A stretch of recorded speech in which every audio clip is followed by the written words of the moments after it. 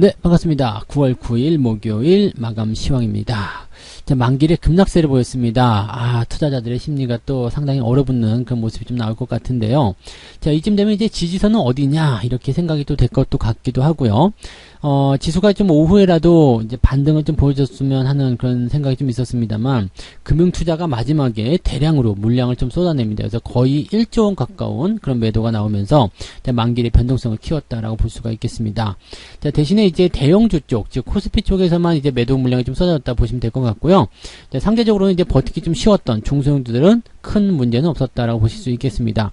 오늘 코스피 지수 같은 경우는 1.5% 정도 하락했단 말이에요. 그러면 보통 그 일반적인 종목을 친다라면 한 5% 정도 이상의 하락세를 보이는 것이 이제 정상적인데, 뭐 종목들 보유하고 계신 분들은 대충 아시겠습니다만 1, 2%대 정도, 그 정도 상황에서 마무리 좀 됐을 겁니다. 그러면 뭐 특별하게 이제 얻어맞는 그런 종목들이 아니라 시장을 좀 가라앉히는 그런 형태의 느낌이었다 정도로만 생각하시는 것이 맞지 않을까 생각되고요.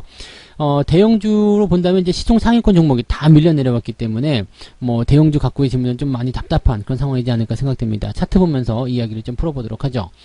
자, 지금 현재 종합주가지 수상은 보시면은 3114포인트까지 밀렸습니다. 이제 지지라인 때는 좀 지나쳤어요. 3120포인트 정도가 일단 그래도 지지라인 때 정도는 되는 건데, 지금 200일선까지 본다면 3100포인트 정도 나오죠. 근데 여기까지 내리면 안 될 것 같아요. 그리고 지금 더 밀리게 된다라면 이제 상황이 조금 안 좋아질 수 있거든요. 지금 상황이라면 이제 8월달에 주가 내린 부분, 그 다음에 반등, 그 다음에 다시 까먹었잖아요. 그래서 다시 올라가 줘야 됩니다. 그래서 8월달 저점보다는 위쪽에 있어야지만이 주가가 그래도 상승하고 있다라는 기분을 낼 수가 있거든요. 만약에 이 부분이 만들어지지 않는다면 어떻게 되냐면요. 자, 주가 하락, 그 다음에 상승했는데 전고점을 넘지 못했죠? 다시 내려가서 전저점을 이탈하게 되면 추세가 하락 추세로 바뀝니다. 자, 하락 추세로 바뀌게 되면 어떤 상황이 되느냐? 반등은 나오겠지만 전고점 넘어가는 게 굉장히 힘들어져요. 그러면 이번에 주가가 추가적으로 더 빠지는 상황이 벌어지게 됐을 경우에는, 자, 주가가 다음번에 반등할 때는 올라가는 시점에서 물량을 정리해 나가는 그런 전략도 필요하다는 이야기죠. 그래서 사실 뭐 지금 상황 보시면은 이제 RSI 지표라든지 전체적으로 이제 바닥권 진입하는 모습이기 때문에 주가가 더 밀리지는 않을 것이다. 또 만기일이라는 어떤 변수가 지나가기 때문에 그래도 지켜지는 모습은 나올 것이다 라고 생각이 되고는 있습니다만, 더 내리게 된다라면 그 부분에서는 이제 뭔가 조치가 좀 있어야 되는 그런 상황이 될 수도 있겠습니다. 자, 지금 현재 시점에서 만약에 지지가 된다라면 횡보를 통한 그런 포인트가 만들어질 겁니다. 그래서 당장 내일이라도 반등이 좀 만들어져서 주가를 상승시키게 된다라면 큰 문제는 없을 것 같아 보이고요. 대신에 주가가 더 내리게 됐을 경우에는 이제 반등을 기다려서 종목들을 정리해야 될 수도 있는 그런 상황으로 갈 수 있다라고 생각하셔야 되겠습니다. 약간은 좀 걱정스러운 그런 위치에 와 있다라고 보셔야 될 것 같고요. 자, 코스닥 같은 경우 보시면은요, 이거는 아직 괜찮아요. 그래서 중소형주들 입장을 본다라면 나쁘지 않다 이거죠. 만약에 코스닥 같은 경우도 지금 1000포인트를 위협하는 수준까지 밀려 내려왔다라면 부담이 될 수 있을 것 같은데 전혀 그렇지 않거든요. 그러면 자, 여기에서 이제 우리가 한 가지 생각해 볼 게 있습니다. 종합주가 지수가 이만큼 내려왔어요. 대형주 갖고 있는 사람이 엿먹어라 이런 식의 느낌을 받았을 거란 말이에요. 근데 코스닥은 상대적으로 괜찮아요. 그러면 제가 처음에 말씀드렸던 게 뭐였죠? 처음에 이제 주가가 반등할 때 말씀드렸던 게, 대형주를 갖고 있던 사람들은 안 팔아 버틸래라고 했었고, 그 다음에 코스닥 쪽에서는 반대 매매가 많이 나왔어요. 그래서 주가가 반등을 세게 치고 나갔죠. 그러면 대형주 갖고 있는 사람들은 일단 안 팔았어. 근데 이 중소형주들이 더 치고 올라가는 모습이 나타나니까 저로 넘어갈까? 라고 생각이 됐을 거란 말이에요. 근데 지금처럼 반등 이후에 또 들어오게 되면 그 생각이 점점 더 강해지고 또 어떻게 보면 확신으로 바뀔 수가 있습니다. 그래서 어떻게 보면은 이제 주가가 급락한 이후에 바닥을 잡아갈 때는요, 이 물량을 털어내기 위한 그런 움직임으로서도 이런 패턴들을 많이 만들어냅니다. 만약에 이게 지금 그런 물량을 뺏어가기 위한 그러한 패턴이라면 현재 시점에서는 약간 우리가 좀 주의 깊게 좀 살펴봐야 될 필요성이 좀 있을 겁니다. 그래서 지금 시점에서 뭐 물량을 바로 던진다거나 그러실 필요는 없을 것 같고요. 이제 내려온 이후에 주가가 상승을 어떻게 만들어내는지 그 부분 확인하시면 되겠고, 자금이 어떻게 이동하는지, 가장 중요한 거는 이제 외국인의 매매 수급이 될 것 같은데, 오늘 같은 경우는 이제 기관들, 금융투자가 매도를 많이 셨기 때문에 주가가 떨어져 내려왔다라고 보실 수 있겠고요. 그 물량의 일부분을 외국인이 받았습니다. 그렇다면 외국인들이 매도는 계속하고 있지만 특정 업종이나 특정 종목에 집중되고 있는 상황이기도 하고요. 전체적으로 시장을 팔고 있지는 않은 상황이다라고 우리가 판단해 봤을 때, 야, 시장을 꼭 그렇게 나쁘게까지 봐야 되나? 라는 생각도 해볼 수가 있는 내용이겠죠. 수급 볼게요.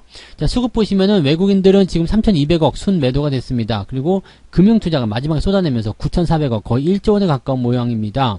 그리고 연기금도 같이 쏟아내리는 그런 형태의 모습이었는데 오늘은 이제 방향성이 전부 다 하단으로 진행되어 있기 때문에 상당히 부담스러운 모습들은 시장이 가지고 있었을 거예요. 지금 외국인, 금융투자, 연기금 모두 다 팔아치웠고요. 이 매도의 합계가 지금 보면은 1조 한 2,500억, 1조 2천억 이상 나오는 모습이었기 때문에 부담이 굉장히 커져 있는 상황이었겠죠.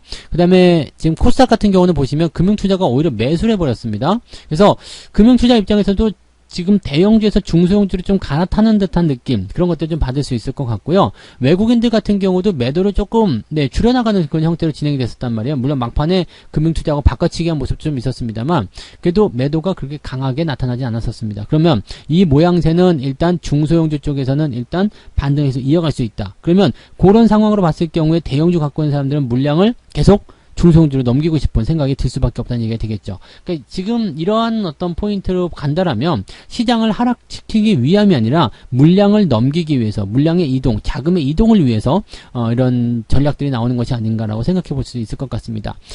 일단 만기일은 지나갔고 변수는 끝났기 때문에 조금 괜찮아졌다라고 볼 수 있겠습니다만 아직까지는 부담이 좀 커져 있는 상태라고 보셔야 될 것 같아요. 오늘 코스피 전체 상황 한번 볼게요. 삼성전자 같은 경우는 1.3%대 하락입니다. 그 다음에 하이닉스 2.8% 하락입니다. 제법 많이 빠졌죠. 물론 지지는 지켜주고 있겠습니다만 대체적으로 코스피 지수가 갖고 있는 것처럼 위태로운 위기까지 왔다고 보시면 되겠습니다. 네이버 2.5%대 추가적인 하락이 나타났고요. 카카오는 오늘 7%대까지 더 밀리는 모습입니다. 뭐 이쯤 내려왔으면 이제 과매도 들어갔기 때문에 한두 차례 더 내리게 되면 또 반등이 나갈 수 있는 상황이긴 합니다만 그래도 매수를 접근하시기엔 좀 부담스러울 것이다 보시면 되겠죠. 지금 LG화학, 뭐 SDI, 현대차, 기아도 내려왔고요. 셀트리온도 하락했고요. 뭐 다 내렸습니다. 지금 시총 상위권에 있는 종목들 다 내려왔고요. 다 10% 등딩한 모습이에요. SK바이오사이언스 하나만 오늘 반등세를 좀 보였고요. 그 외에는 지금 별 볼일이 없는 상태로 진행이 됐습니다. 코스닥 같은 경우는 반면에 조금 나아요. 지금 보면은 이제 에코프로비엠, HLB도 조금 올라가졌고요. 그 다음에 펄어비스, 그 다음에 LNF 뭐 이런 종목들 빨갛쭉쭉한 종목 좀 있죠. 그 다음에 하락기 나온 부분들도 그렇게 많진 않아요. 그래서 지금은 중소형주에 대한 움직임들이 조금 더 나은 시기다라고 보시면 되겠고요. 위메이드도 반등이 또 나타나면서 10%대까지 상승하는 모습이 좀 나타나기도 했습니다. 그러니까 지금 현재 상황으로 본다면 중소형주를 갖고 있는 분들은 뭐 시장 견딜만 한데요 라고 볼 수 있겠죠. 코스닥도 0.25밖에 안 빠졌기 때문에 좀 견딜만 한데요 인데 대형주는 거의 죽을 맛이란 말이에요. 그러면 이 대형주에 대한 포지션을 어떻게 생각해야 되느냐, 이제 자금을 이쪽으로 이동시켜 가지고 중소형주로 갈아타야 되느냐, 이 부분은 심각하게 고민할 위치가 됐을 겁니다. 그래서 현재 시점에서 대형주가 옆으로 누워버리고 중소형주가 조금 더 치고 나가는 형태가 만들어지게 된다면 자금의 이동이 좀 많이 일어날 거예요. 그러면 그 시점에서 외국인들 매수가 유입되는지 여부를 꼭 확인하셔야 되겠습니다. 지금 뭐 우리가 생각한 대로 이게 물량을 중소형주로 넘겨놓고 대형주를 매집하기 위한 어떤 사전 작업이다라고 한다면 우리도 같이 대형주를 미리 준비를 해야 될 그런 필요성이 있을 겁니다. 그래서 그런 내용들까지도 우리가 같이 염두에 놓고 보셔야 하는 것이 맞을 것 같습니다. 자, 매매 동향 한번 볼게요. 매매 동향을 보시면은요, 지금 기관 쪽에서는 카카오뱅크, 크래프톤 순매수, 이건 아마 연기금 쪽이겠죠? 크래프톤, 카카오뱅크 있죠? 그래서 기관 쪽 총계로 봤을 때는 카카오뱅크와 크래프톤, 그 다음에 인버스 매수가 있어요. 주가 더 빠질 것이다. 그리고 레버리지 매도가 있었죠? 주가는 못 올라갈 것이다. 삼성전자, 카카오, 네이버 매도가 있었고요. 그 다음에 에코프로비엠, 기아, 삼성전자, 뭐 삼성 SDI, 하이닉스, 뭐 시총 상위권 정보들 다 갖다 팔았습니다. 그 다음에 매수가 들어간 것들 보시면은, 인버스 쪽 하고 그 다음에 카카오뱅크, 크래프톤 이런 종목들, 뭐 명신산업, 그 다음에 뭐 이런 종목들이 좀 매수가 되는데 대체적으로 이제 종목들에 대한 포지션이 그렇게 완전 대형주 이쪽은 아니었다라고 보시면 되겠습니다. 자, 금융투자 쪽 한번 볼게요. 2차전지 테마 매수, 선물 인버스, 고버스 매수가 많이 있었고요. 인버스, 그 다음에 ETF 쪽 매수가 좀 많이 들어가 있어요. 그 다음에 삼성전자, 레버리지, LG화학부터 해서 쭉 팔아치우는 모습. 자, 요거는 시장에 대한 관점을 조금 부정적으로 보고 있다라고 생각하시면 되겠습니다. 금융투자가 다시 저점에 대한 냄새를 맡기 전까지는 주가가 쉽게 반등하지 못할 수도 있다는 것을 고민해 봐야 될 시기가 아닌가 생각됩니다. 외국인들 볼게요. 외국인들 같은 경우는 삼성전자를 매수했어요. 이거는 또 다른 의미겠죠. 즉 전기전자 쪽에서 매수가 들어왔다는 거, 이거 굉장한 의미가 있어요. 그 다음에 하이닉스 매도를 쳤지만 하이닉스는 아침에는 매수였고 삼성전자 매도였죠. 그렇지만 둘이 바뀌었죠.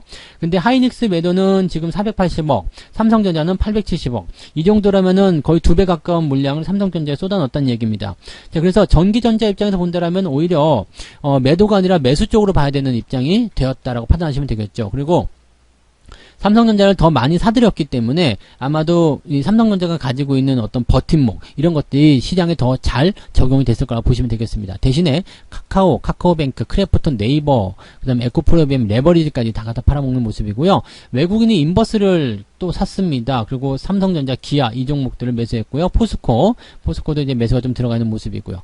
이런 식으로 지금 진행이 됐기 때문에 지금 외국인들 같은 경우는 시장에 대한 어떤 반등, 상승보다는 조금 더 조정을 받거나 횡보가 들어가거나 뭐 이런 식으로 접근이 좀 되는 것 같은 느낌이에요. 그래서 지금 시장은 약간 방어주적인 종목군들 위주로 들어가는 것이 아닐까 생각되기도 합니다. 지금 금융주들만 올라오는 모습 보이죠? KB금융이라든지 이런 모습들 지금 매수가 들어가 있는 모습인데 얘들은 이제 방어주적인 성격을 가지고 있거든요. 그래서 지수가 밀리더라도 크게 빠지지 않는 그런 형태의 모습들, 대형주 중에 하나라고 보시면 될 것 같은데 그 외에는 지금 뭐 변동성이 워낙 크기 때문에 뭐 코스피 종목들, 특히 대형주들 같은 경우 뭐 이런 변동성 보이게 되면 상당히 부담스럽죠.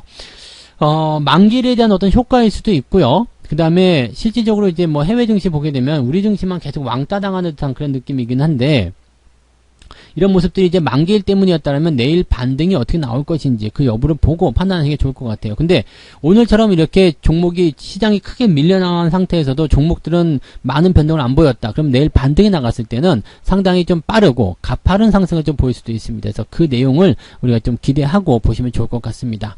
자, 보다 자세한 이야기들은요, 오늘 저녁에 9시, 저녁 9시에 무료 방송이 또 진행되죠. 그래서 무료 방송에서 또 다른 이야기들을 해드리도록 하겠습니다. 오늘은 월급 종목 또 공개가 있으니까요. 월급 종목 궁금하신 분들은 또 오늘 저녁 9시 방송에서 같이 이야기 나눠보시면 되겠습니다. 시간이 없으시더라도 오늘은 오셔서 시장의 방향성을 좀 체크해보시는 전략이 좀 필요하지 않을까 생각되니까 늦지막히라도 꼭 오셔서 방송을 시청해주시면 좋겠습니다. 자, 오늘 저녁 9시에 뵙도록 하겠습니다. 오늘도 고생 많으셨고요. 오늘 마감 시황은 여기서 마치도록 하겠습니다. 고맙습니다. 본 방송에서 제공되는 모든 정보는 투자 판단의 참고 자료이며 투자의 최종 책임은 본 방송을 이용하는 본인에게 있습니다.